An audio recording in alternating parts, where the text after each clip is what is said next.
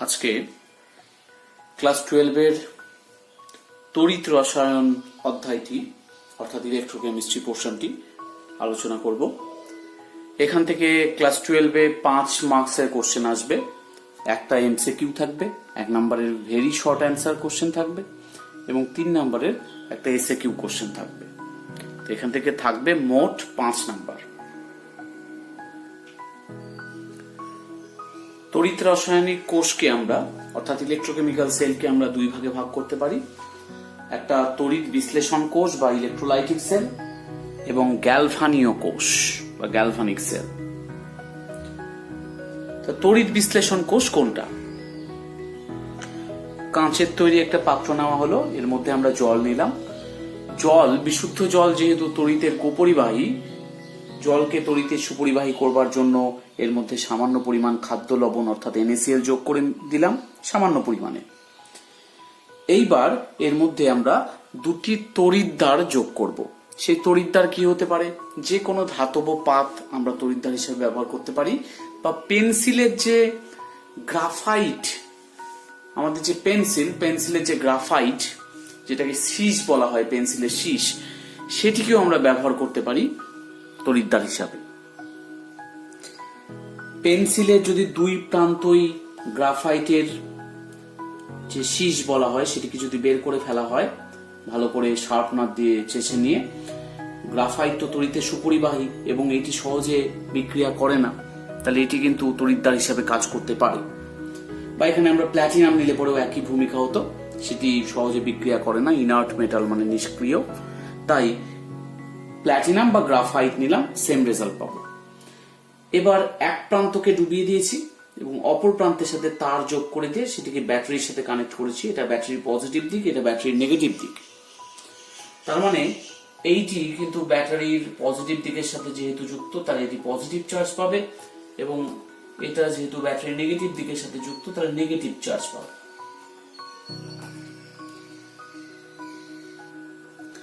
জল এখানে কিছুটা ভেঙে গিয়ে H+ এবং OH- আয়ন উৎপন্ন করবে, আর NaCl যেহেতু তীব্র তড়িৎ বিশ্লেষ্য প্রায় পুরোটাই ভেঙে যাবে, ভেঙে গিয়ে Na+ এবং Cl- আয়ন উৎপন্ন করবে।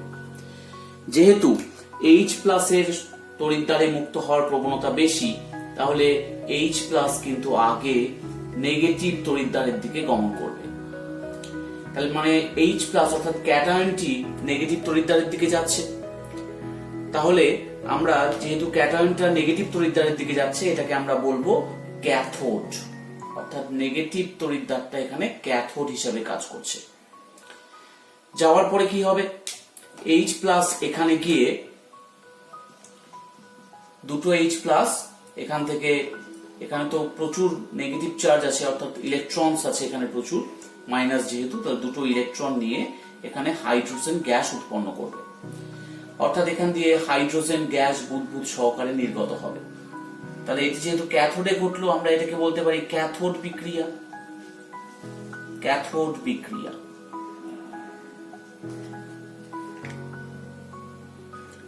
ঠিক একইভাবে OH- এবং Cl- এর মধ্যে OH- পজিটিভ তড়িৎদ্বারের দিকে অগ্রসর হবে, কারণ OH- এর তড়িৎদ্বারে মুক্ত হওয়ার প্রবণতা বেশি। তাহলে যেহেতু অ্যানায়নটি এই তড়িৎদ্বারে যাচ্ছে, তাহলে এই তড়িৎদ্বারটাকে আমরা বলবো অ্যানোড। যেহেতু অ্যানায়ন যাচ্ছে, তাহলে এই তড়িৎদ্বারটা অর্থাৎ পজিটিভ তড়িৎদ্বারটা এখানে অ্যানোড হিসেবে কাজ করবে। তাহলে অ্যানোড বিক্রিয়ায় কি হবে? অ্যানোড বিক্রিয়ায় হবে, আমি এখানে লিখি, অ্যানোড বিক্রিয়ায় তাতে OH-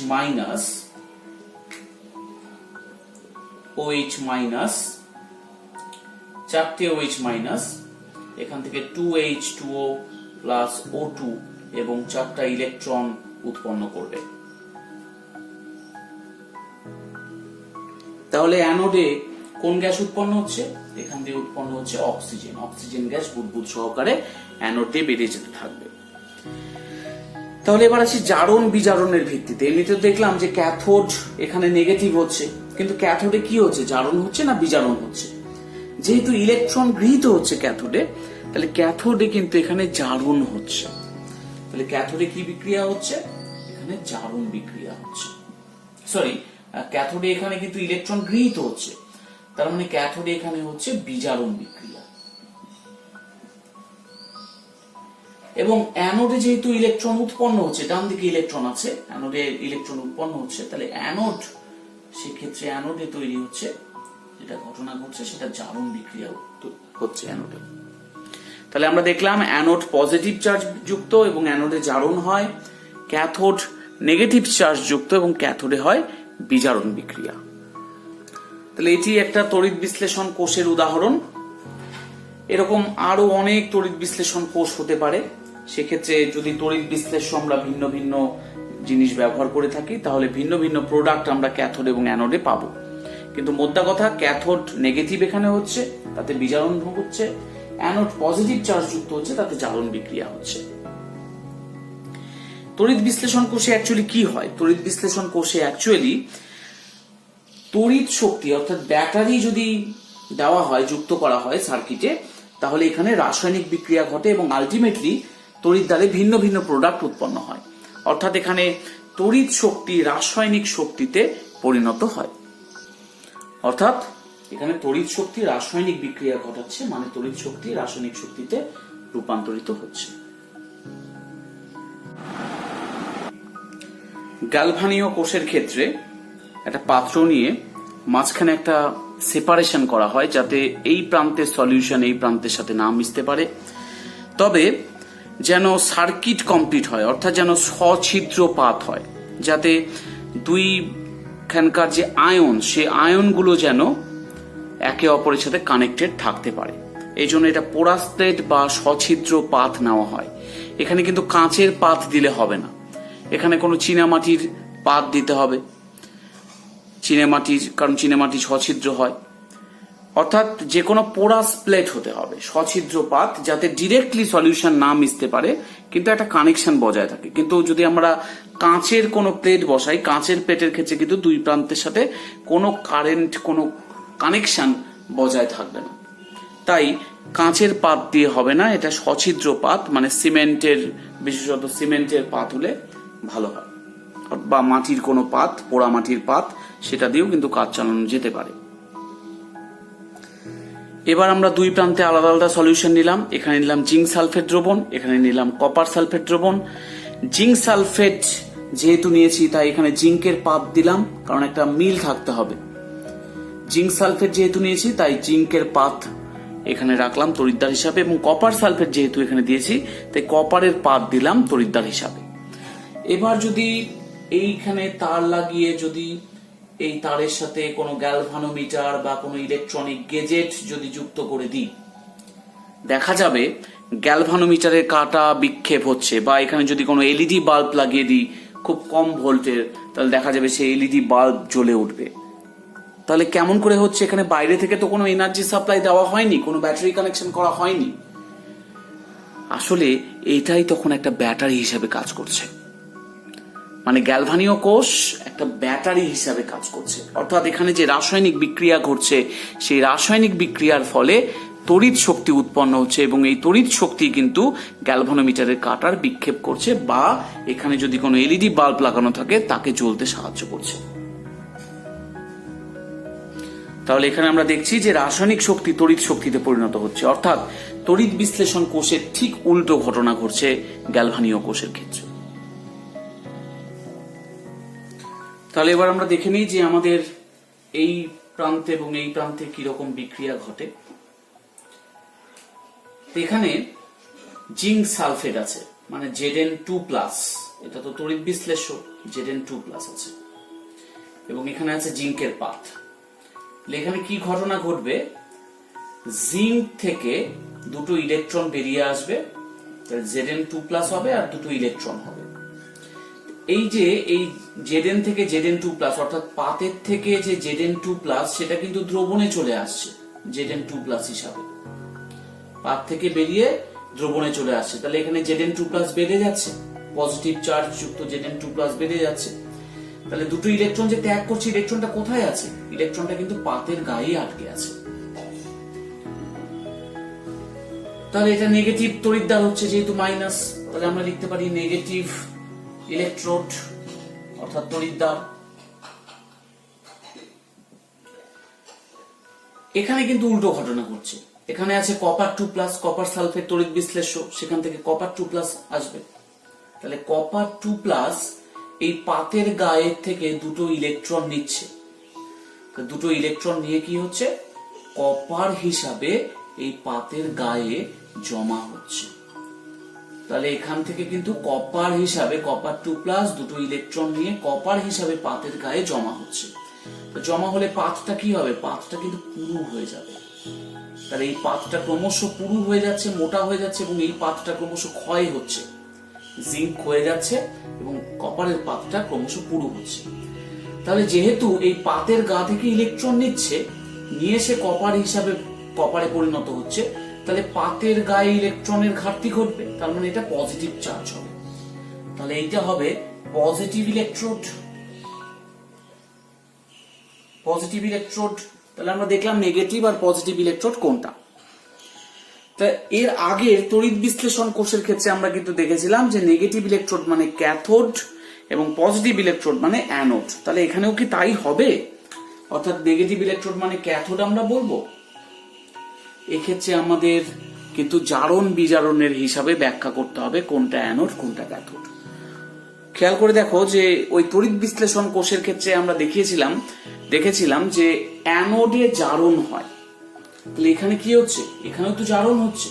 তাহলে এই নেগেটিভটাই এখানটায় অ্যানোড আর পজিটিভটা এখানে বিজারণ হচ্ছে, তাহলে পজিটিভটা এখান থেকে কিন্তু ক্যাথোড। তাহলে এখানে তড়িৎ বিশ্লেষণ কোষের ঠিক উল্টো হলো। আগে কি ছিল, নেগেটিভটা ক্যাথোড ছিল, পজিটিভটা ছিল অ্যানোড। এখানে হবে নেগেটিভটাই অ্যানোড এবং পজিটিভটা ক্যাথোড। চিহ্নের হিসাবে উল্টো হলেও জারণ বিজারণের হিসাবে কিন্তু একই থেকে গেল। যেখানে জারণ হয় সেটা অ্যানোড, যেখানে বিজারণ হয় সেটা ক্যাথোড। এটা তড়িৎ বিশ্লেষণ কোষের ক্ষেত্রেও যেমন সঠিক, গ্যালভানীয় কোষের ক্ষেত্রেও সেরকমই সঠিক, যদিও চিহ্নের ভিত্তিতে দুটো কিন্তু আলাদা। তাহলে এখানে ইলেকট্রনের আধিক্য ঘটলো, এখানে ইলেকট্রনের ঘাটতি ঘটলো। তাহলে ইলেকট্রন ফ্লো করবে এখান থেকে এইদিকে, অর্থাৎ তড়িৎ প্রবাহিত হবে পজিটিভ থেকে নেগেটিভের দিকে। আমাদের এটাই কনভেনশন যে তড়িৎ প্রবাহিত হয় পজিটিভের থেকে নেগেটিভের দিকে, যদিও ইলেকট্রনের ফ্লো কিন্তু নেগেটিভ থেকে পজিটিভ দিকে হয়। তাহলে যেহেতু ক্যাথোড থেকে অ্যানোডের দিকে এখানে তড়িৎ প্রবাহিত হচ্ছে, গ্যালভানোমিটারের কাঁটার বিক্ষেপ হবে। তাহলে এখানে যে রাসায়নিক বিক্রিয়া ঘটলো তার ফলে কিন্তু এখানে তড়িৎ উৎপন্ন হলো। তাহলে অ্যানোড বিক্রিয়া এবং ক্যাথোড বিক্রিয়া আমরা দেখলাম। তাহলে টোটাল বিক্রিয়াটা কি হবে, টোটাল বিক্রিয়া আমরা যোগ করে দিব অ্যানোড এবং ক্যাথোডের বিক্রিয়াকে। Zn plus Cu2 plus equals to Zn2 plus Cu। এটা হলো আমাদের মোট বিক্রিয়া, কোষটার পূর্ণ বিক্রিয়া। তো এইরকম কোষের ছবি কিন্তু বারবার আঁকানো ঝামেলা, কারণ আঁকতে গেলে অনেকটা টাইম নষ্ট হবে। তাই কোষকে সাংকেতিক চিহ্ন দিয়ে প্রকাশ করার একটা পদ্ধতি আছে। সেই প্রকাশ পদ্ধতিতে আমাদের অনেক সুবিধা হয়, খুব ছোট জায়গা লাগে, সময় কম লাগে, খুব কম টাইমের মধ্যে আমরা বোঝাতে পারি যে গ্যালভানীয় কোষটি কি ছিল। আমাদের বড় করে ছবি আঁকার দরকার পড়ে না। তাহলে সেই সাংকেতিক রূপটা, অর্থাৎ এই রকম গ্যালভানীয় কোষের ক্ষেত্রে সাংকেতিক রূপটা কি হবে আমরা এবার দেখে নিব। তো প্রথমে আমরা অ্যানোডের কম্পার্টমেন্টের ক্ষেত্রে দেখি এখানে কি হয়েছে, Zn থেকে Zn2+। তাহলে আমরা আগে অ্যানোড লিখব, Zn থেকে হয়েছে Zn2+, তাহলে Zn স্ল্যাশ দিয়ে লিখছি Zn2+। আচ্ছা, মাঝখানে আছে সছিদ্র পাত, তাহলে সছিদ্র পাতকে আমরা এইভাবে আঁকতে পারি ডট ডট লাইন দিয়ে। তারপরে কি হচ্ছে, কপার 2+ থেকে কপার, কারণ ক্যাথোডে কপার 2+ থেকে কপার হচ্ছে, তাহলে কপার 2+ থেকে কপার। এইটা হলো আমাদের কোষের সাংকেতিক রূপ, কোষটা এক্ষেত্রে সাংকেতিক রূপ। তাহলে গ্যালভানীয় কোষকে অত বড় করে আঁকানোর দরকার পড়ে না। আমরা যদি সাংকেতিক রূপটা লিখি, আগে অ্যানোড, তারপরে ক্যাথোড, মাঝখানে পোরাসপেটের চিহ্ন, সছিদ্রপাতের চিহ্ন, তাহলে আমরা কিন্তু বুঝতে পারবো যে কোষটা আসলে এই রকমের, তা দেখতে এরকম হবে। তাহলে এইভাবে আমরা খুব সংক্ষেপে গ্যালভানীয় কোষগুলিকে প্রকাশ করে থাকি। তো এই যে আমাদের সছিদ্রপাত, এটা ব্যবহার করলে আমাদের কিছু অসুবিধা হয়। যেমন Zn থেকে Zn2+ হিসাবে দ্রবণে আসছিল। তাহলে এখানে Zn2+ আয়নের আধিক্য ঘটছে। এই আধিক্য ঘটছে অর্থাৎ এই যে পোরাস প্লেট মানে সছিদ্র পাতের চারিপাশ দিয়ে কিন্তু পজিটিভ আয়ন জমে আছে। ঠিক একইভাবে এখানে কপার 2+ আয়ন কপার হিসাবে জমা হচ্ছে। তাহলে এক্সেস কে পড়ে আছে, কপার 2+ আয়ন হারিয়ে যাচ্ছে। তাহলে SO4 2- আয়ন কিন্তু এখানে অতিরিক্ত পড়ে আছে দ্রবণের মধ্যে। অর্থাৎ এই পাত্রে এই কম্পার্টমেন্টে মাইনাস চার্জের আধিক্য রয়েছে। তাহলে একদিকে প্লাস একদিকে মাইনাস আধিক্য রয়েছে। তাহলে এরা কিন্তু সছিদ্র পাতকে কেন্দ্র করে তার চারিপাশে ঘিরে থাকবে। তাহলে একদিকে প্লাস একদিকে মাইনাস যদি হয় এরকম ভাবে, এটাকে বলা হয় ডাবল লেয়ার। এটাকে কি বলা হয়? এটাকে বলা হয় ডাবল লেয়ার। ডাবল লেয়ার অর্থাৎ এখানে একটা বিভব পার্থক্যের সৃষ্টি হয়। এখানে একটা পোটেনশিয়াল বা তড়িৎচালক বল বা বিভব পার্থক্যের সৃষ্টি হয় এই পজিটিভ আর নেগেটিভের মধ্যে। এই যে বিভব পার্থক্য, এইটাকে বলা হয় লিকুইড জাংশন পোটেনশিয়াল। নামটা আমি লিখে দিচ্ছি। এইটাকে বলে লিকুইড জাংশন পোটেনশিয়াল বা সংক্ষেপে বলে এলজেপি। এই যে লিকুইড জাংশন পোটেনশিয়াল অর্থাৎ দুটো তরলের সংযোগস্থলে যে পোটেনশিয়াল, যে বিভব, সেইটা। তা এই এলজেপি যেটা ডেভেলপ হচ্ছে, যেটা উৎপন্ন হচ্ছে, সেটা কিন্তু এই তারের মধ্য দিয়ে আসছে না। তারের মধ্যে কিন্তু বিভব পার্থক্য আলাদা, কিন্তু এখানটায় এই সছিদ্র পাতকে কেন্দ্র করেই ডাবল লেয়ার তৈরি হওয়ার জন্য এলজেপির সৃষ্টি হয়েছে। তাহলে যেহেতু এটা মেন সার্কিটে আসছে না, তাহলে এইখানে কিন্তু এলজেপি নষ্ট হচ্ছে। অর্থাৎ এরা একে অপরকে ধীরে ধীরে প্রশমিত করে সেই যে পোটেনশিয়াল, সেই যে বিভব, সেটাকে নষ্ট করে ফেলছে। সেটাকে আমরা মেন তারে, আমাদের মেন সার্কিটে নিয়ে আসতে পারছি না। অর্থাৎ আমাদের কিছু বিভব নষ্ট হয়ে যাচ্ছে। তাই আমাদের প্রধান কাজ এলজেপি কে এলিমিনেট করা। এলজেপি যেন তৈরি না হয়, যেন তৈরি না হতে পারে, সেই দিকে খেয়াল করা। তাহলে দেখি আমরা সছিদ্র পাতের পরিবর্তে এমন কি ব্যবহার করতে পারি যাতে এলজেপি তৈরি হবে না। আমরা এখানটায় দুটো আলাদা আলাদা পাত্রের ব্যবস্থা করলাম, দুটো আলাদা কম্পার্টমেন্টের ব্যবস্থা করলাম। একটা পাত্রে রাখলাম জিঙ্ক সালফেট এবং জেডেন, অর্থাৎ এই দুটো, এইটাকে আলাদা করলাম, এবং কপার সালফেট অপরটাতে, আর একটাতে ছিল হচ্ছে কপারের পাত, এবং উপর দিয়ে তার দিয়ে কিন্তু আমরা গ্যালভানোমিটারের কাটার সাথে যোগ করে দিলাম বা কোনো এলইডি বাল্বের সাথে যোগ করে দিলাম। তাহলে এখানে প্রথমে একটা ব্যাপার আসবে যে এখানে কিন্তু সার্কিট এখনো কমপ্লিট হয়নি। তাহলে এই সার্কিটকে কমপ্লিট করার জন্য, যেমন এখানে সছিদ্র পাত ছিল, এখানে কি রাখা যেতে পারে?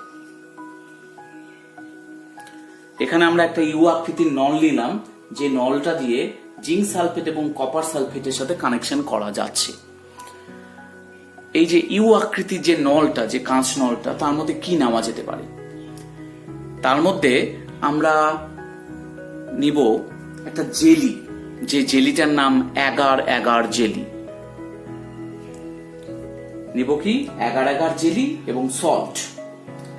তাহলে সল্ট যদি জলে গুলে দিতাম, লবণ যদি জলে গুলে দিতাম, তাহলে কি অবস্থা হতো?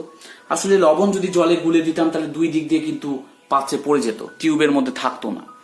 তাই এখানে জেলি, জেলির মধ্যে যদি লবণ দিই তাহলে সেই জেলিটা থকথকে হওয়ায় সে কিন্তু কাঁচ নলের মধ্যে আটকে থাকবে। তাই আমরা জেলি ব্যবহার করেছি, জল ব্যবহার করিনি। আগার জেলির আর কোনো ভূমিকা নাই, সেই শুধু সল্টটাকে ধরে রাখবে। সল্ট মানে ইলেকট্রোলাইট, তড়িৎ বিশ্লেষ্য। তাহলে এই দিক দিয়ে কানেকশন কিন্তু বজায় থাকবে, অর্থাৎ সার্কিট কমপ্লিট হলো। তাহলে কি সল্ট? যে কোনো সল্ট কি নেওয়া যেতে পারে নাকি বিশেষ কোনো টাইপের সল্ট? আমাদের এমন সল্ট নিতে হবে যে সল্টের মধ্যে ক্যাটায়ন এবং অ্যানায়নের স্পিড পরস্পর সমান, অর্থাৎ speed of cation equals to speed of anion, এমন ধরনের সল্ট নিতে হবে। এই সল্টটা অ্যাকচুয়ালি নেওয়া হয় KCl, KCl কে নেওয়া হয়, বা আমরা নিই NH4NO3, কারণ KCl এর ক্ষেত্রে K+ এবং Cl- এর স্পিড সমান, বা NH4NO3 এর ক্ষেত্রেও NH4+ এবং NO3- এর স্পিড সমান। তাহলে স্পিড সমান এরকম ধরনের সল্টই কিন্তু আমাদেরকে নিতে হবে, যাদের ক্যাটায়ন এবং অ্যানায়নের স্পিড সমান। NaCl অর্থাৎ আমরা যে খাদ্য লবণ ব্যবহার করি তাতে যে Na+ এবং Cl- আছে, তাতে কিন্তু Na+ এবং Cl- এর স্পিড সমান নয়, তাহলে আমরা NaCl কিন্তু এখানে নিতে পারবো না। বা আমরা KNO3 ও নিতে পারি, কারণ KNO3 এর ক্ষেত্রেও K+ আর NO3- এর স্পিড সমান হয়। তাহলে এই তিনটা লবণের মধ্যে যে কোনো একটা লবণ আমরা নিব। তাহলে সল্টটার বৈশিষ্ট্য কি হতে হবে?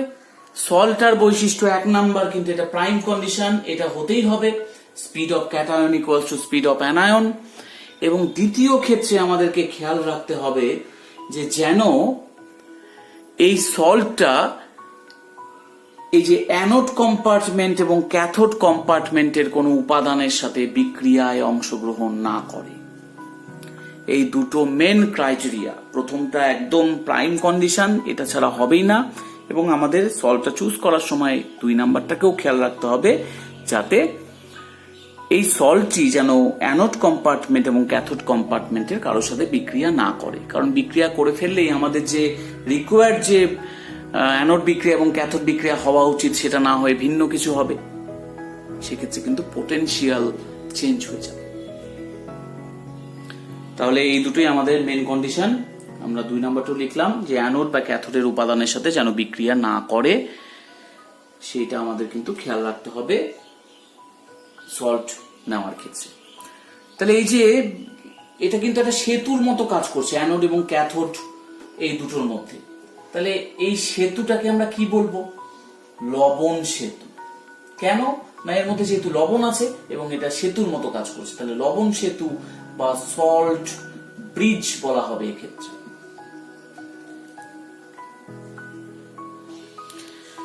তাহলে এই লবণ সেতু বা সল্ট ব্রিজ কি এলজেপি কে এলিমিনেট করতে পারবে? করলে কিভাবে করবে? আসলে এখানে তো ক্যাটায়ন এবং অ্যানায়নের স্পিড সমান।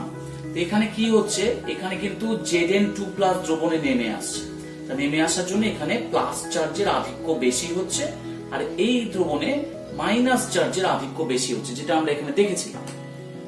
তাহলে এবার যদি প্লাস চার্জকে প্রশমিত করা যায় এবং মাইনাস চার্জকে প্রশমিত করা যায়, তাহলে কিন্তু দুই ক্ষেত্রেই আয়নটা প্রশমিত অবস্থায় থাকবে, অর্থাৎ দ্রবণটা তড়িৎ প্রশমিত থাকবে। তাহলে এই প্লাস চার্জকে প্রশমিত করার উপায় কি? এখান থেকে তাহলে আমরা যদি KCl ব্যবহার করি এই সল্ট ব্রিজটার মধ্যে, KCl, তাহলে এই দিকে কে নেমে আসবে? এইদিকে নেমে আসবে Cl- দ্রবণে নেমে আসবে এই লবণ সেতু দিয়ে, এবং এই দিকে K+ নেমে আসবে মাইনাস চার্জকে প্রশমিত করতে। এবার দুটোর যদি ভিন্ন স্পিড হতো, তাহলে এইখানে একটা এলজেপি ডেভেলপ করতে পারত। এখানে কিন্তু একটা অলরেডি ডেভেলপ করে আছে, কারণ এখানেও সলিউশন এবং এই যে জেলি, এটাও তো একটা সলিউশন। দুটো সলিউশনের মধ্যে আয়নের ডিফারেন্স আছে, কারণ এখানে প্লাস চার্জের আধিক্য আছে, আর এখানে তো প্লাস মাইনাস দুটোই আছে, এইদিকে মাইনাস চার্জ এগিয়ে আসছে। তাহলে প্লাস মাইনাসের কিন্তু এখানটায় একটা ডাবল লেয়ার সৃষ্টি হচ্ছে। এখানেও ঠিক তাই, মাইনাস যেহেতু আছে এখানে প্লাস নেমে আসছে, তাহলে প্লাস মাইনাসের একটা ডাবল লেয়ার সৃষ্টি হচ্ছে। এবার যদি স্পিডটা সমান হয়, তাহলে কি হবে? এইখানেও যতগুলি মাইনাস চার্জ কোনো মুহূর্তে নেমে আসবে, এখানেও ততগুলি প্লাস চার্জ নেমে আসবে। অর্থাৎ এইখানে যে ডাবল লেয়ার তৈরি হবে, তার যে বিভব এইখানকার ডাবল লেয়ারের বিভবের সাথে সমান কিন্তু বিপরীত চিহ্ন যুক্ত হবে। অর্থাৎ এখানে যে পোটেনশিয়াল তৈরি হবে, সেই পোটেনশিয়ালটা আমি যদি ধরে নিই যেটা +0.1 ভোল্ট হচ্ছে, তাহলে এখানে হবে -0.1 ভোল্ট। অর্থাৎ একে অপরকে ক্যান্সেল আউট করে দিবে। তার মানে এখানে যে এলজেপি তৈরি হলো এবং এইখানে যে এলজেপি তৈরি হলো, তা কিন্তু একে অপরকে নষ্ট করে দিয়ে একে অপরকে প্রশমিত করে দিবে। অর্থাৎ আলটিমেটলি কোনো এলজেপি তৈরি হবে না। কিন্তু যদি স্পিড সমান না হতো, তাহলে এখানে যে রেটে প্রশমন হচ্ছে এখানে সে রেটে প্রশমন হচ্ছে না, অর্থাৎ একটা ডিফারেন্স, একটা পোটেনশিয়াল ডিফারেন্স কিন্তু থেকে যাবে। অর্থাৎ এখানে যদি +0.1 হয়, দেখা যাবে এখানে হয়তো -0.2 হয়েছে, তাহলে কিন্তু পোটেনশিয়াল সেক্ষেত্রে একে অপরকে প্রশমিত করতে পারবে না। তাই সবসময় আমাদের দেখে নিতে হবে যেন স্পিডটা সমান হয়। তাহলে আমরা দেখলাম যে সল্ট ব্রিজ ব্যবহার করে এলজেপি এলিমিনেট হয়ে গেল। তাহলে সল্ট ব্রিজ ব্যবহার করে আমাদের যে কোষের সাংকেতিক প্রকাশটা কি হতে পারে? আমরা তো এর আগে সছিদ্র পাত ব্যবহার করেছিলাম, সেক্ষেত্রে কোষের সাংকেতিক প্রকাশ আমরা এইভাবে করেছিলাম, Zn2+, এখানে লিখেছিলাম কপার 2+ আর কপার। আমরা কিন্তু এখানে ZnSO4 করেও লিখতে পারি। হ্যাঁ, ZnSO4 ... সছিদ্রপাত CuSO4 আর Cu, এটা ছিল আমাদের মানে সছিদ্রপাত ব্যবহার করে যে কোষটা তার সাংকেতিক প্রকাশ। তাহলে আমাদের লবণ সেতু ব্যবহার করলে কেমন হবে, সেই সাংকেতিক প্রকাশটা কি হবে? এক্ষেত্রে আমরা Zn/Zn2+, এখানে ডবল স্ল্যাশ দেব। ডবল স্ল্যাশ বোঝাচ্ছে সল্ট ব্রিজ বা লবণ সেতু, Cu2+Cu, বা আমি এভাবেও লিখতে পারতাম Zn/ZnSO4 /CuSO4 Cu। অর্থাৎ জাস্ট এই ডট ডট লাইনটিকে সছিদ্র পাতকে যদি ডবল স্ল্যাশ দিয়ে আমরা রিপ্লেস করে দিই, তাহলে লবণ সেতু দিয়ে যে সাংকেতিক প্রকাশ হবে সেটা চলে আসবে, আর বাদ বাকি ব্যাপারগুলো সব সেম। তাহলে এবার আমরা দেখে নেব যে লবণ সেতুর কাজ কি। লবণ সেতুর প্রথম এবং প্রধান কাজ এলজেপি উৎপন্ন হতে না দেওয়া। কারণ এলজেপি উৎপন্ন হলে কিন্তু আমাদের যে সেলের যে পোটেনশিয়াল, সেলের যে বিভব, মোট বিভব যেটা আমরা তারে তাকে নিতে পারবো গ্যালভানোমিটারের সাহায্যে, সেই বিভবের কিন্তু একটা হেরফের আসতে পারে। তাহলে এলজেপি তৈরি হতে না দেওয়া, সেটা কিন্তু প্রথম কাজ এবং প্রধান কাজ। 2 নাম্বার, দুটি অর্ধকোষের মধ্যে সংযোগ স্থাপন করা। সংযোগ স্থাপন করেছে অর্ধকোষ দুটিকে, এই যে এটা একটা অর্ধকোষ, এটা একটা অর্ধকোষ, অর্ধকোষ দুটিকে তড়িৎ নিরপেক্ষ রাখতে সাহায্য করা। তড়িৎ নিরপেক্ষ কেমন করে থাকছে? কারণ এখানে পজিটিভ আয়নকে নেগেটিভ আয়ন দ্বারা প্রশমিত করছে, এখানকার নেগেটিভ আয়নকে পজিটিভ আয়ন নিয়ে এসে প্রশমিত করছে। তাহলে আলটিমেটলি কিন্তু তড়িৎ নিরপেক্ষ আছে দ্রবণ দুটি। 4 নাম্বার পয়েন্ট, দুটি পাত্রের দ্রবণ যাতে একে অপরের সাথে মিশতে না পারে সেদিকে সাহায্য করা। তো এটা আমরা পোরাসদের দিয়েও দেখেছিলাম যে যাতে দুটি পাত্রের দ্রবণ একসাথে মিশতে না পারে, এটা লবণ সেতু একই ভূমিকায় কাজ করে। তাহলে এই 4টে কিন্তু লবণ সেতুর কাজ। তার মধ্যে 1 নাম্বার পয়েন্টে কিন্তু আমাদেরকে উল্লেখ করতেই হবে, এটা মেন কাজ, এটা হচ্ছে এলজেপি উৎপন্ন হতে না দেওয়া। আজকের আমাদের প্রথম পর্ব শুরু হয়েছিল, আজকের এই প্রথম পর্ব এইটুকুই। আমরা নেক্সট দিন আবার পরবর্তী অংশ নিয়ে আলোচনা করব। ততক্ষণের জন্য থ্যাংক ইউ।